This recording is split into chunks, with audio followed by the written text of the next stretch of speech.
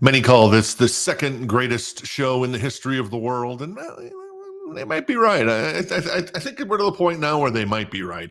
Hey, welcome to the big show. It's your good friend. It's your pal. It's your compadre. It's TC, everybody. How you doing? Welcome to Rock This Town Live. We are here every Monday through Friday, starting at 6 p.m. Eastern. That is 6 on the East Coast, if you don't understand time. And well, if you don't understand time, you're probably shit out of luck, I guess, when it comes to the 6 o'clock thing as well. But anyway, 6 o'clock on the East Coast, 5 in the Central Time Zone, 4 Mountain Time, and then 3 Pacific. So what's going on the show today? We're going to relive the past. Got a little INXS. Speaking of INXS, I've also got my. I love my rock, I love my metal, but I did love some new wave in the 80s, and I've got the good new wave, my new wave, which includes INXS and some other great bands. We'll do a top 6. Top 6 on that coming up. Also news on Mastodon, unfortunately. And then some news on Metallica and Megadeth and what might be one of the most interesting things to come down the pipe in a long time. So we shall see on that one.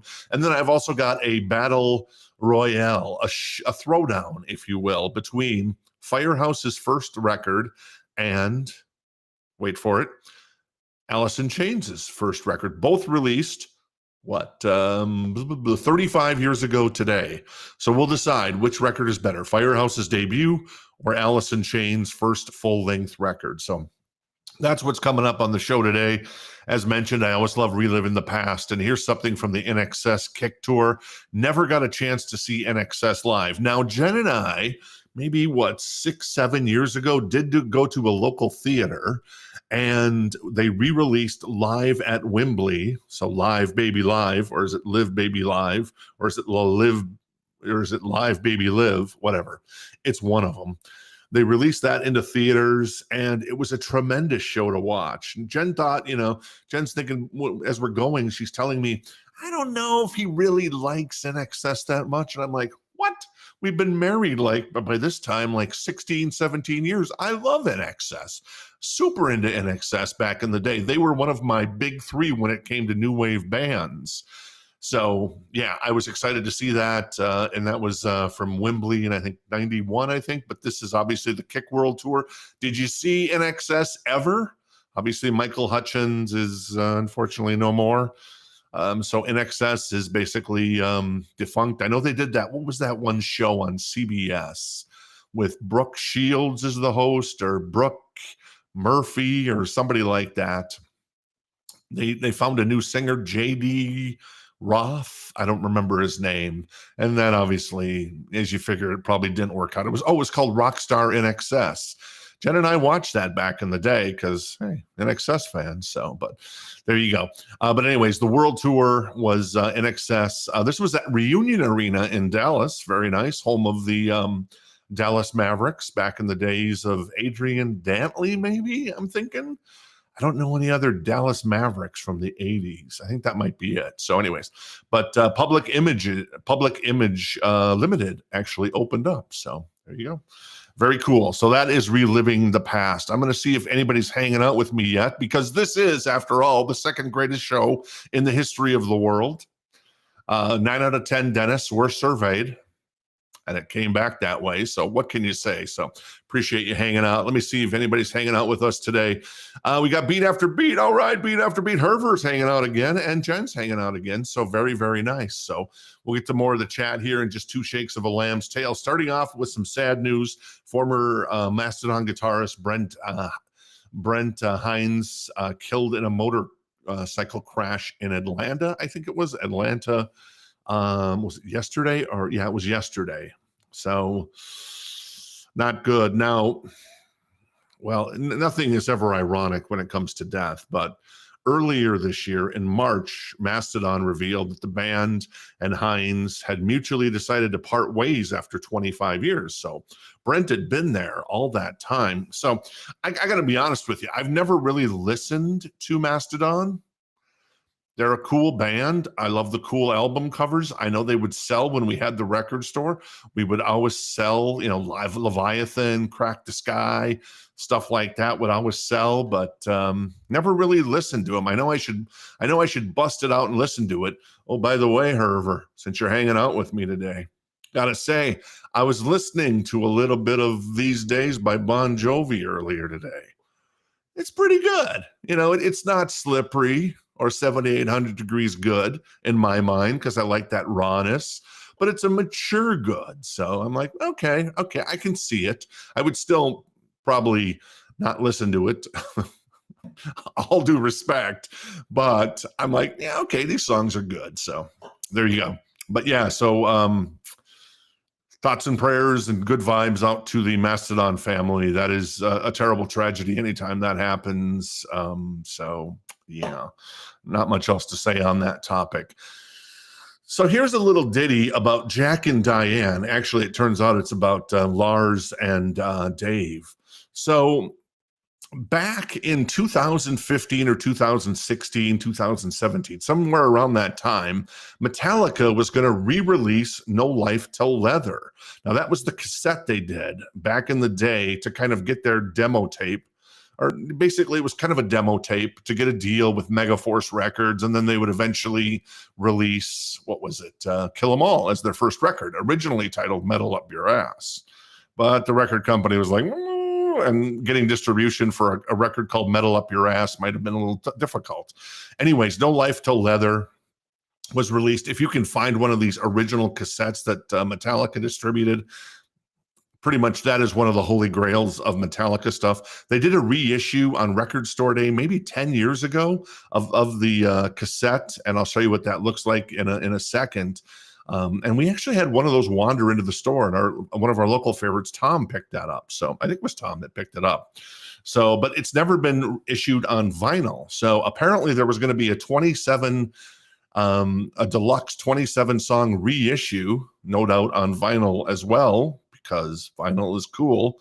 But apparently Dave Mustaine was resisting because of the credits and basically the songwriting. Obviously Dave Mustaine wrote 4 of those songs on No Life Til Leather and some of the early stuff with Metallica before he was unceremoniously booted from the band. So that was planned. So this is actually going to tie into another story actually coming up. So I'm just setting the stage here. So there you go. So Metallica was going to do something special apparently back in, about 10 years ago, 27 song reissue of No Life Til Leather, probably with some demos, some live stuff, and then the demo tape itself, I suppose, but never came to pass. So where does that bring us now? Well, here's the thing. In 2018, Megadeth, Dave Mustaine specifically, went to Dave Ellefson when Dave Ellefson was still in the band and says he wanted to re-record No Life Til Leather by Metallica because Dave wrote 4 of those songs: Mechanics, Jump in the Fire, Phantom Lord, and Metal Militia. Now, that never came to pass. Apparently, Ellefson was like, "You're crazy. What are you doing?" Now, rumors are floating around out there thanks to a little tidbit that Eddie Trunk on his the That Metal Show guy on a Sirius XM radio show said the other day that he knows that there's going to be a very interesting cover, a surprising cover on the next Megadeth record, which Dave Mustaine is actually calling the last Megadeth record. So perhaps, wouldn't that be something if Megadeth covered a Metallica song, though obviously it really wouldn't be entirely a Metallica song because Dave Mustaine was actually part of writing some of those songs. So I don't know. It could be interesting. It could be a bookend to the career if Dave is serious about this is the last Megadeth record. Maybe he wants to bookend this with like, oh, the first song I ever wrote with, let's say the first song he ever wrote with Metallica was Metal Militia. And maybe he wants to bookend it, boom, come full circle, and then record a copy of Metal Militia.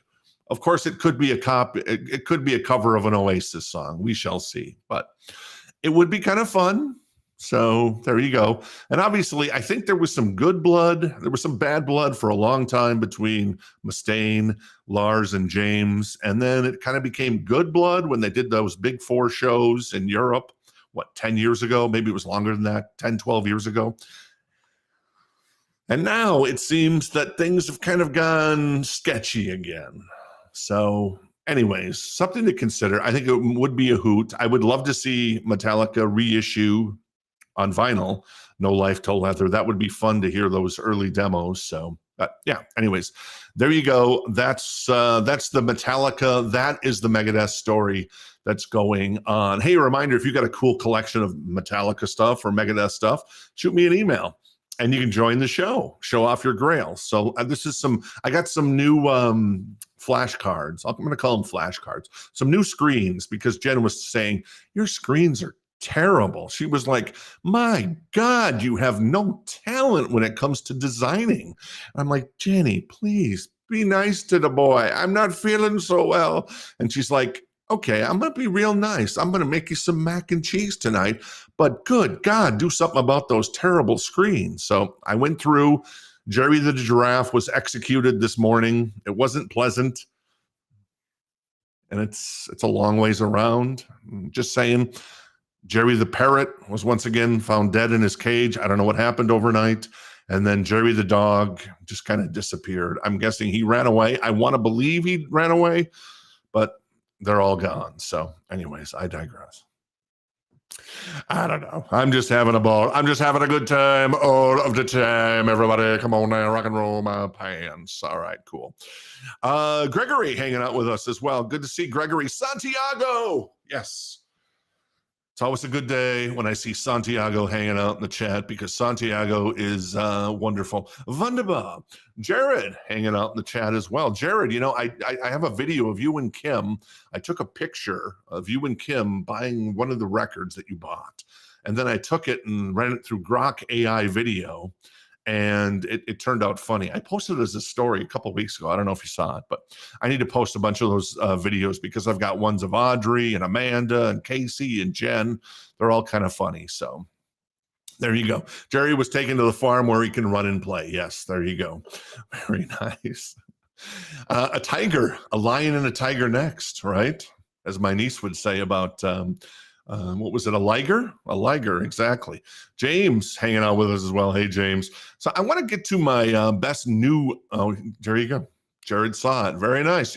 You guys actually looked kind of normal. I mean, that kind of came out wrong, Jared. I don't mean that, but the AI made you look kind of normal, other than the situation it put you in, which was ridiculous, but it didn't distort your face. I took a wedding picture of Jen and I, and it made us all look like we were in a horror movie, like the whole wedding party. My niece was stuck to Jen's dress, and the rest of the wedding party was just some sort of crazy thing where your face just kind of twirls and stuff. I don't know. Anyways, there you go. New wave. I want to talk about the best new wave bands of the 80s. This is my list. If you got a list, you can tell me the list, because I would love to hear your best new bands of the 80s. So I left some stuff off of here. There's no New Order. There's no Depeche Mode. There's no Cure, because my big 3 when it came to new wave in the 80s was Duran Duran, INXS, and U2. Anyways, let's start at number 6. I got Oingo Boingo. I've come to love Oingo Boingo. I know that Matt and Jenny, at least specifically Jenny, who were 2 of our local favorites, she loved herself some Oingo Boingo and Danny Elfman. Dead Man's Party is a fantastic record. Only a Lad, Nothing to Fear, also good records, but Dead Man's Party is so good. So that is my pick for a awesomely tasty. It's very tasty. Tasty indeed. At number 6. At number 5, I've got the Pet Shop Boys. I love the Pet Shop Boys. As Jared, well, no, not Jared, Gareth from The Office. Jen's like, don't say it, don't say it, don't say it. Okay, I won't say it, Jen, I won't say it. But as Gareth would say, he's a fan of this band as well. Please, actually, I love West End Girls. Great song. I love Opportunities. Let's Make Lots of Money. The stuff with Dusty Springfield was really good as well. So, but Please and Actually, 2 great records. There you go. That's the deal there. Tears for Fears. I love Tears for Fears. So good. So one of the best songs out of the 80s that has beyond stood the test of time is Everybody Wants to Rule the World. There are so many songs in the 80s and throughout history that have not stood the test of time. Like some Bon Jovi songs. Herver's going to go after me for that one. No, and I love Bon Jovi. Anyways, but whatever. No, those first 5 Bon Jovi albums, they stand the test of time. I concur indubitably. I'm just giving you a hard time, Herver. I apologize. I'm just having some fun. Hopefully you're laughing with me. But Songs from the Big Chair is a great record. Jen got a chance to see Tears for Fears, and she said they were awesome. I think they did a co-headline, 7, 8 years ago, I think it was, Jen, where... What was it? Oh, I know what it was. It was Hall & Oates and Tears for Fears.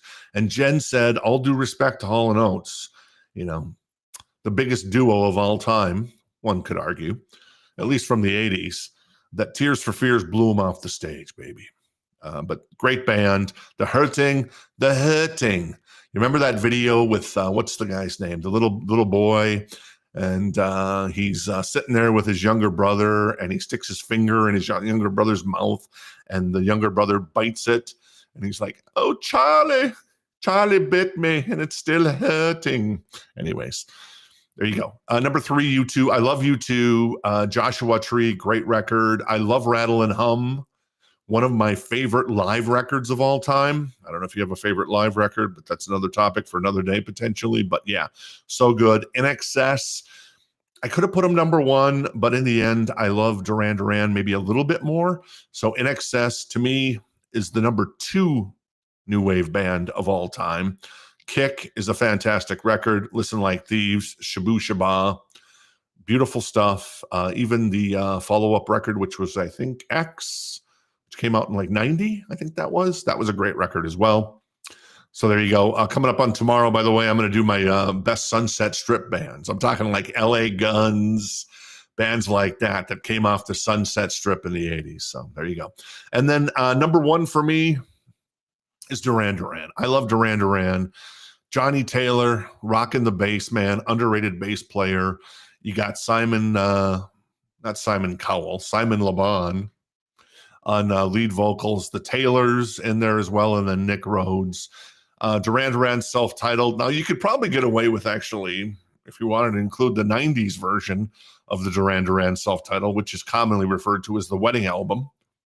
You get away with that as well, probably on this list. But Rio, 7 and the Ragged Tiger. My favorite song by Duran Duran is New Moon on Monday. It used to be The Reflex. It is now New Moon on Monday. All right, cool. Let me see if any of you guys got any feedback on my best new wave bands of the 80s. Gregory. Very nice. Pretenders. Much respect, Chrissy Hind. Beautiful. Great band. Talking Heads. I love David Byrne. Burning Down the House. Speaking of live shows, Stop Making Sense is one of the best live performance concerts of the 80s. Simply amazing. And then the Cars. Oh, I forgot about the Cars. I guess I think of the Cars maybe more as a band that came around in the 70s, like Van Halen, the Cars, even the Talking Heads, I guess, came out in the 70s as well. So it's kind of a mix. I guess when I was thinking about new wave bands, I was thinking about bands that predominantly had their success in the 80s, though the Cars, yeah, that would, damn. If I had to include the Cars on this list, it would be above U2. They would be, oh man, it would be close with INXS. I still might have Duran Duran number 1. Pet Shop Boys. Love the Pet Shop Boys. Boom. And U2, Rattle and Hum. Oh, I remember that copy of Rattle and Hum we sold that Herver picked up on the live show. That was an amazing copy. I couldn't believe that thing walked into the store. Just a beautiful copy. It was just amazing. It was an OG copy from back in the day as well. So very, very nice. Jared says, I saw Hall & Oates once. The Hall guy really loves himself. He kind of does. Daryl Hall. I love Daryl Hall, but yeah, he kind of does love himself. He does more talking than singing. Saw them with Train in Seattle. Horrible show, laugh out loud. I could see that. Jen's complaint about Hall & Oates when Jen saw him live was that, is that they changed the arrangements of the songs. I'm just like, come on, Daryl. If you're going to do that on your own damn show, because he's got that show, Daryl's House. So there you go. Depeche Mode, of course. I know Depeche Mode is great. It just was one of those bands that was never in my wheelhouse. The Cure, same thing. One of those bands that there was like two camps. There was the Duran Duran INXS and U2 camp, and then I feel there was the New Order and the Depeche Mode and the Cure camp. And some people were in both camps. I certainly understand that. So there you go. I don't think I missed anything else in the chat there. So let me keep going. This was announced. If our wonderful friend Sandy is with us today, she's going to go googly-eyed on this one because she loves the Beatles, of course. I took some heat earlier this week for saying that Paul McCartney is much less of a solo artist than Phil Collins, which is the truth. I left him off the best solo artists that came out of bands that had big careers. Anyways, but with the Beatles, okay, this is the Beatles anthology, another anthology by the Beatles, 12 LP 2025 edition, got announced today. It comes out November 21st, just in time for Black Friday. I guess Black Friday this year is November 28th. So I don't know, or some of our friends that went to our store locally. James, where are you going to go on Black Friday for your records? Jen and I will probably sit it out. I figure if there's something that we want, we'll just get on the secondary markets like Discogs, that toilet site that is, or eBay, and kind of see what's going on there. This one is $400, 4 honeys for the Beatles. 191 tracks, studio outtakes, live performances, broadcasts, and demos. So it looks really cool. I got to say, I know that Sandy's going to pick this up and she's going to be like, look at how pretty this looks. And I'm like, yeah, it does look pretty damn cool. So there you go. Also announced today. Oh, so yesterday, was it yesterday? I mentioned that Limp Bizkit live at Rock in the Ring Park was actually going to be doing a liquid-filled version. Don't ask what it's filled with when it comes to Limp Bizkit. Apparently, Duran Duran is doing one as well. I'm going to say the word Culture Factory, and Jen will know that from Culture Factory has produced some very, very nice releases over the years for Record Store Day and for RSD Black Friday. This is Duran Duran, the Ultra Chrome Latex and Steel Tour. And this one's going to go for $100. Now, these are actually limited to 200. They're only doing 200 of these. They're only doing 200 of the Limp Bizkit one. They're also doing a Prince one, 94 East, the Genius of Prince. They're doing 200 of those. All of them are going to cost $100. So that comes out November 14th. Is this the show by Duran Duran you want to own? I would say no, it's not. I mean, it's a good show. It's Thanksgiving Live, but you're missing some key members of the band in this one. So, yeah, there you go. Jen says, I read Disney's doing a Beatles anthology series too, timed with that release. Oh, very nice. Thank you very much. Very nice. Jared says, yeah, I'm not going to Zia for Record Store Day. Sorry, buddy. James says he might go to the new place in Scottsdale. Is that the old place in Scottsdale? Is that what is that called? Oh, Vinyl Record Dude, who was in kind of a warehouse before for like the last 10, 15 years. And then now he's moved into a retail location that Sandy's been to already. She said it was pretty cool. So that might be a good place to go, since it might be a little under the radar at this point, and they might get all the titles in.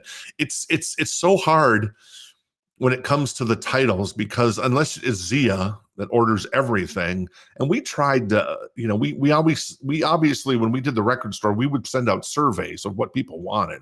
And if you put something down, and if you were someone like Jared or James or Daryl, we would order it, even if nobody else put it down, because it's just like, oh, Jared wants that, so we're going to make sure we order at least one copy for him.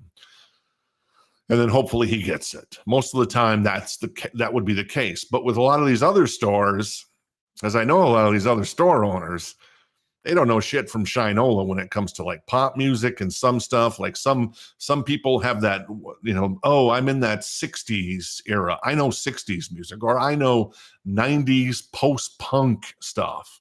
And it's just like, it's really hard for these stores. Or I know metal and hard rock. So you but if you want a kind of a combination of all of them, it gets to be, I guess, a little tough there. So there you go. Indeed, Gregory, Phil has it all over Paul when it comes to the Stolo stuff. And yeah, Jen and I used to watch Live from Daryl's house, but it became kind of monotonous. And Daryl Hall. I mean, it seems like, well, maybe, I don't know. He seems like a cool guy, but maybe he's not. Like I don't seem like a cool guy, but I'm very cool. So there you go. All right, this is the normal spot where I would show you Jerry the Parrot, but dead in the cage this morning. So I'm just gonna. So I've kind of changed things up. We're gonna keep doing live on Facebook, live on YouTube, but now I'm gonna start posting some specific content starting next week to YouTube exclusively. So make sure you head over to YouTube and subscribe if you want to see that. Some epic rants, crazy rants, no doubt. Some top tens, and then some breaking news. So if some breaking news story happens in the world of rock, metal, 80s stuff, boom, I'm all in. I was watching, Jen and I were watching briefly the whole 9 yards. And I know Bruce Willis, obviously in that movie with Matthew Perry, Bruce Willis not doing well. And I worry, like about Phil Collins, hasn't been doing that well. We're talking about Phil Collins. And then, because obviously we lost, what was it, Hulk Hogan, and we lost, who else? Oh my God, I'm having a brain fart. Ozzy. Yeah, Ozzy. And then Malcolm Jamal Warner. And I'm thinking, geez, these coming threes. And I love Bruce Willis, but he's out of the spotlight now. Phil Collins is basically retired and just trying to live his life. And anyways, I digress. I'm so worried about that. Jen and I did watch Happy Gilmore, though. Happy Gilmore 2. She thought it was going to suck ass. I mean, she's like, oh, this is going to suck eggs so bad. It's going to be terrible. But in the end, she was laughing, and it was pretty good. I mean, compared to Zoolander 2, which is a turd, Dumb and Dumber 2, which is a turd. I fear that Spinal Tap 2 will be a turd. What else was there? There's these comedy movies they're usually just big, gigantic pieces of crap, unfortunately. Well, Happy Gilmore was actually pretty good, I gotta say. So there you go. Howard Shore and Lord of the Rings, the movie about a bunch of people walking for 10 hours. I've never rewatched those movies. If I had to rewatch those movies, I would definitely watch these over the Twilight movies. And I've never seen the Harry Potter movies, so I still got to check those out. But anyways, Howard Shore, Lord of the Rings, Fellowship of the Rings. This is an indie exclusive clear vinyl coming out on, October 3rd, priced at $38. They'll also have indie exclusive clear vinyls of The Two Towers and The Return of the King. So if you're a Lord of the Rings fan, boom, it's all happening now. It's all happening. All right. And then Ghost is re-releasing. Actually, this album came out 35 years ago today, 10 years ago today. This is, I never know how to say this, Meloria? I don't know, whatever. 10th anniversary. This is pretty cool, though it's already sold out, unfortunately, on their website. 2 XLP, so 2 album, Spirit Yellow Black Smoke vinyl. It includes the commemorative Papa the Third Mummy Dust Buck, the 666. I get it. It's kind of very 1982, okay, Ghost, but okay, the 666, I get it. Kind of, we went through that back in the 80s, and that's really not cool anymore. But hey, if you got to do it for a little a fake dollar bill, well, then so be it. Comes out October 17th, priced at $33. There'll also be some other colors available. I think a green and a yellow, if you can't get one of these. So Ghost has reissued their catalog a lot. So if you're a Ghost fan, you're probably like, whatever. I got like 18 copies of that. So there you go. Jared says that Spinal Tap 2 will not disappoint. Hate to tell you that Rob Reiner hasn't made a good movie in 35 years. Now, he did make some incredible movies in the 80s, Jared. I'm just saying. We'll see. Hopefully I'm wrong. Hopefully you are 100% correct because I love the original Spinal Tap. Very nice. Let's see. Yeah, Jen says we need to go up to Vinyl Record Dude. Cool place. And James says, yes, it is the new old place. Very, very nice. And Hall had great guests on. Oh, Daryl Hall from Live from Daryl's house. Gregory mentioned that. All right. Here's your Taylor Swift sighting of the day. Whoop, there I am. So she released more variants. So I think this is number 18 and 19, and I think there's only 7,355 to go.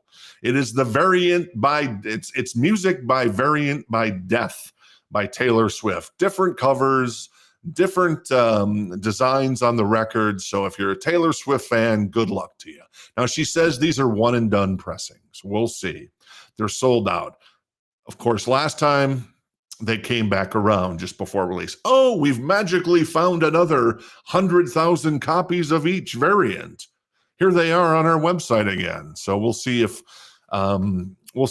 people get duped again by Taylor, because on the on the Tortured Poets record, kids were bringing those records in, the variants that she had done there, and I'm just like, I can give you like $5 for this record because I'm never going to sell this thing. It's going to take me.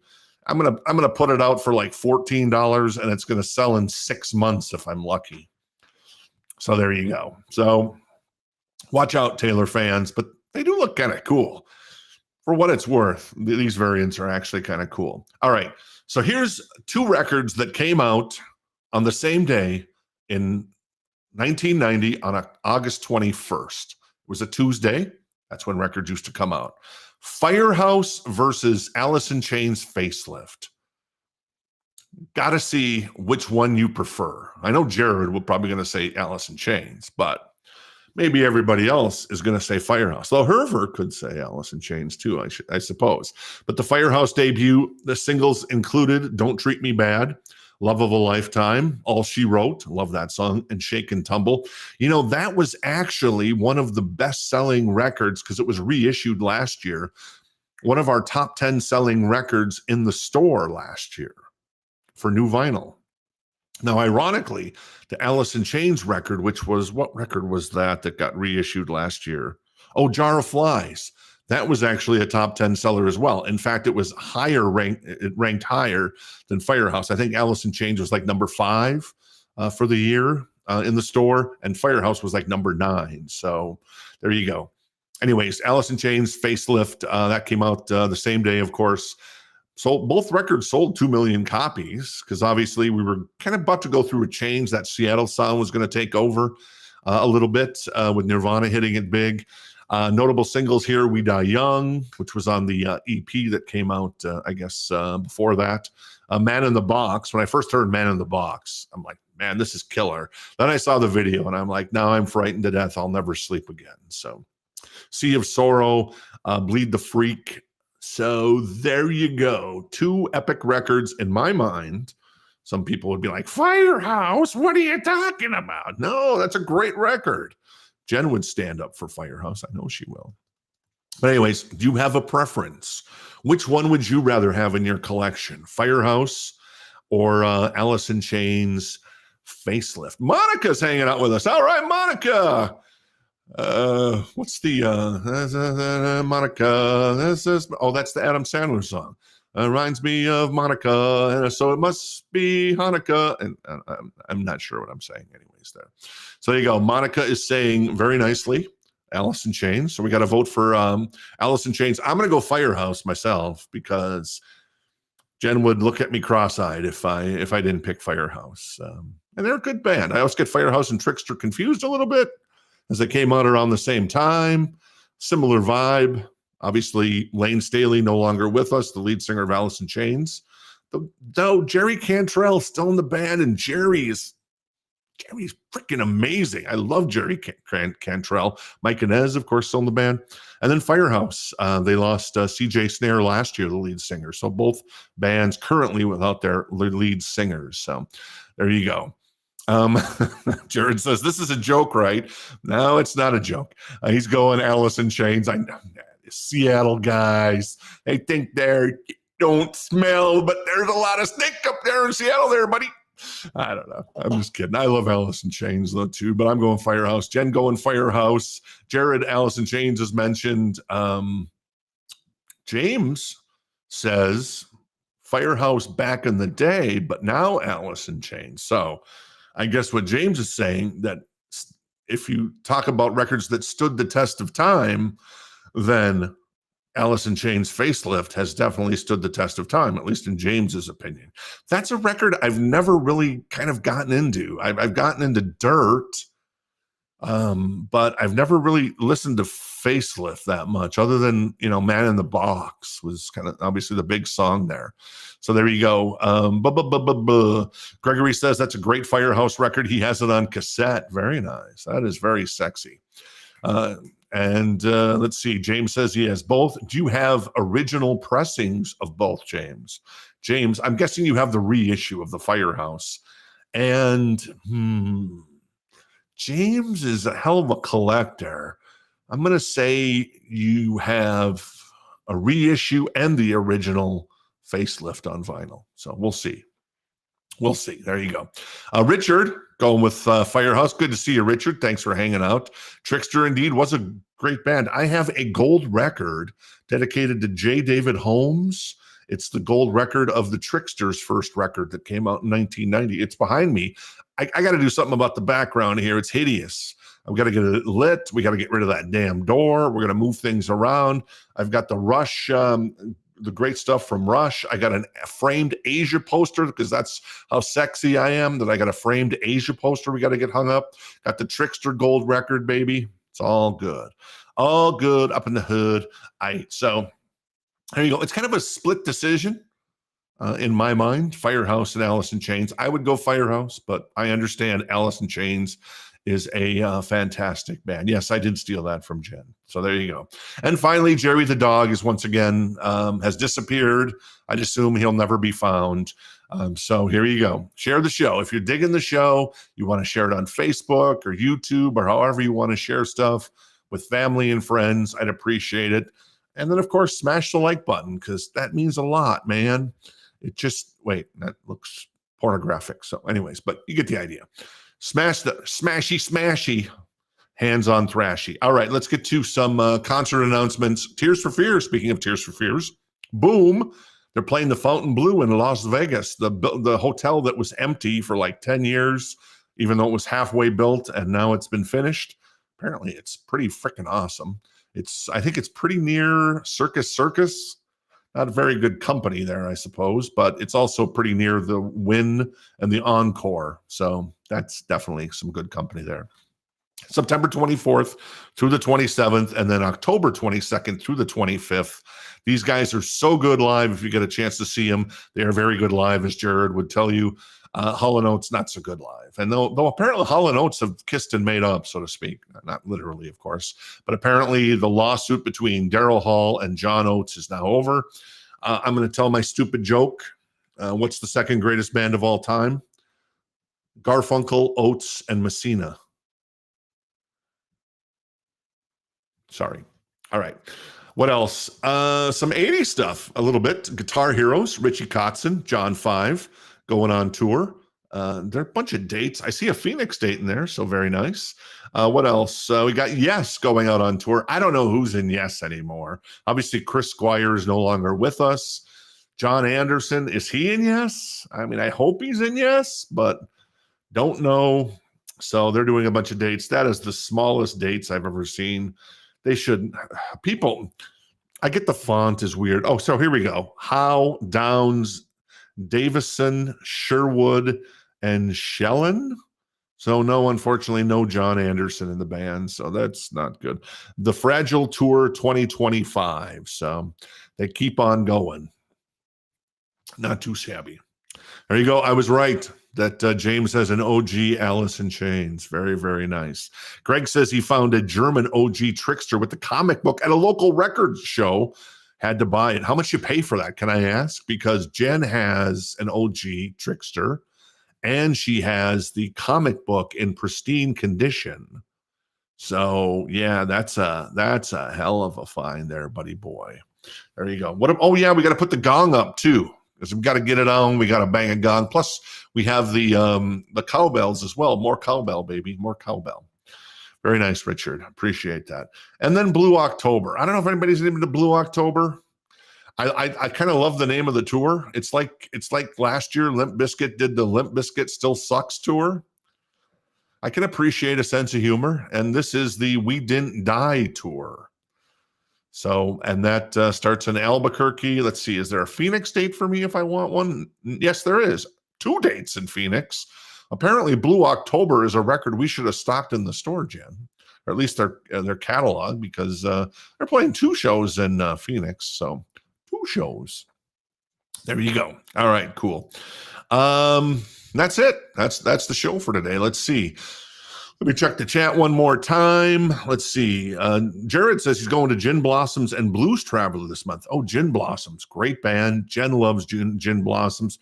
Blues Traveler is really cool. It's hard to find those Blues Traveler records. I think there's a site out there called experiencevinyl.com that has like an exclusive deal. That's actually the Matt Sorum, formerly of The Cult and Guns N' Roses. And what was the other band that Guns N' Roses did with Scott Weiland? Anyways, he was the drummer in that band as well. That's apparently his company, Experience Vinyl. They have a deal with John and Company over at Blues Traveler to distribute the Blues Traveler record. So if you're ever looking for those, head over to experiencevinyl.com. Oh, Stevie and Jarrett's also going to see Stevie Nicks. Very cool. Didn't Stevie have to cancel some shows because of an illness or something? But apparently the Phoenix date is still on because I think she still lives here. Because Phoenix it's cool. Phoenix, Arizona. So there you go. Velvet Revolver. Thank you, Monica. Thank you very, very much, Monica. That's the name of the band. So Guns N' Roses, The Cult, and Velvet Revolver was the band. Gregory says paid $150. I think that's a pretty good deal, buddy boy. I think with the comic book, super hard to find. And now, what is it? Trickster, the Here record, their second record just got reissued. You can get it, I think, at Trickster's website. But then they haven't reissued the first record with, what was the one? Not All She Wrote. Give It To Me Good. That was one of the big hits of that record. I think the second FireHouse record would do really well if it got reissued as well. That was Hold Your Fire. And then I think the third FireHouse record deserves a reissue. That was, what was that? That was called 3, ironically. Oh yeah, right there. Oh, I'll be damned. Go figure. So very, very nice. Very, very, very nice. So there you go. What did we learn today? We learned that, well, unfortunately, Mastodon lost one of its original members who were there for the big for all the big albums, and in a car crash, unfortunately. So rest in peace to Brent from Mastodon. Metallica and Megadeth. Might Megadeth record a cover of a Metallica song? Oh, Dave Mustaine would have written part of it. We shall see on the next Metallica record. We also found out that Alice in Chains and FireHouse have a lot of fans. Let's just put it that way. It was pretty much dead even there. Yesterday, Queensryche Empire and October Rust. Was it October Rust? I think it was October Rust from Typo Negative. Queensryche in a blowout. But today, very much a mixed bag. And then we also found out that Duran Duran is the greatest new wave band in the history of the world. So there you go. And that this is the second greatest show in the history of the world. And then finally, unfortunately, all of my Jerrys are gone. We lost Jerry the Giraffe to a brutal murder. Jerry the Parrot found dead in his cage this morning. And Jerry the dog has disappeared, never to be found. So been a tough day, but still, we soldier through, baby. We soldier through. So there you go. All right. I appreciate you hanging out with me today. Have yourself a wonderful night. Did we lose beat after beat? I think we lost beat after beat. He was here originally, and then he was gone. So there you go. He said, let's see, hold Your Fire is my favorite. Oh, there you go. When it came to FireHouse. And best new wave bands, Flock of Seagulls, Ultravox. Oh, that's a good pick. The Boys, the Pet Shop Boys, rather. The Cure and the Human League. You know who I actually had on there? was Flock of Seagulls. So beat after beat, I concur indubitably that they were a wonderful band. So anyway, sorry I missed that at the beginning of the show. And yeah, there you go. Very nice.